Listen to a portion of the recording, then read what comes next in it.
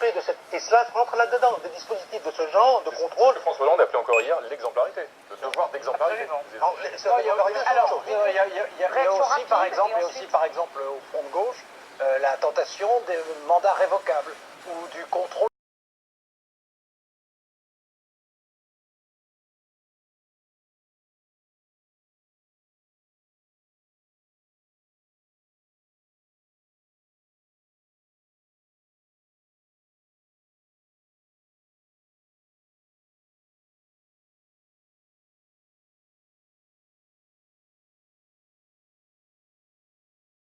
D'ailleurs, la preuve, c'est que tous les autres ont des résultats médiocres. Alors, Duhamel, on va faire une pause. Qui avait dit, tiens, je vais vous poser la question à tous les trois, qui avait dit en 1988, Ourba et Tourbi, c'est un indice, à propos de la corruption à Marseille, je serai sauvage, j'irai jusqu'au bout pour que la lumière soit faite.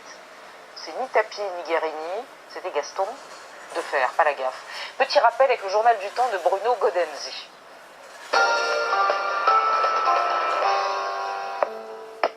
La grande et redoutable loi sur la transparence accouchera-t-elle d'une petite souris? Tout semble l'indiquer, à commencer par ses précédents historiques, car on a déjà voté une loi semblable il y a un quart de siècle.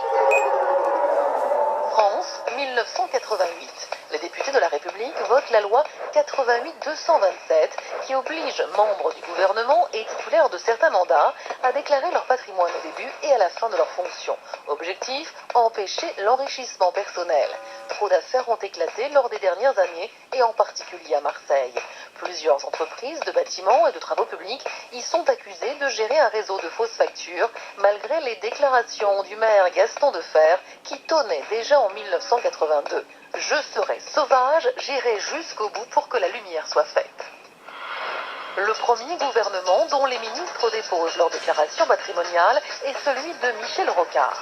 Le rapport de la Commission pour la transparence constate quelques difficultés, mais c'est formel. Des mesures très strictes ont été prises afin d'assurer la confidentialité absolue des informations qui lui sont confiées. Comprenez, aucune info ne sera divulguée. C'est alors qu'éclate à Marseille l'affaire Urba, mettant en cause des entreprises de BTP, des hommes politiques de gauche et un système de détournement d'argent. Urba Technique, un bureau d'études tout exprès monté pour alimenter les caisses roses en argent noir. L'affaire remonte jusqu'à Henri Emmanuelli, trésorier du PS. Sa défense clamait qu'il ne s'est pas enrichi personnellement. Que fait alors la Commission pour la transparence? Rien, c'est tout le problème d'ailleurs. Car outre son devoir de confidentialité, elle n'est pas habilitée à mener la moindre enquête, ce qui ne l'empêchera pas d'officier encore 20 ans jusqu'à l'affaire Cahuzac. Je me flagelle, bien sûr, c'était 82 Gaston Defferre et pas 88.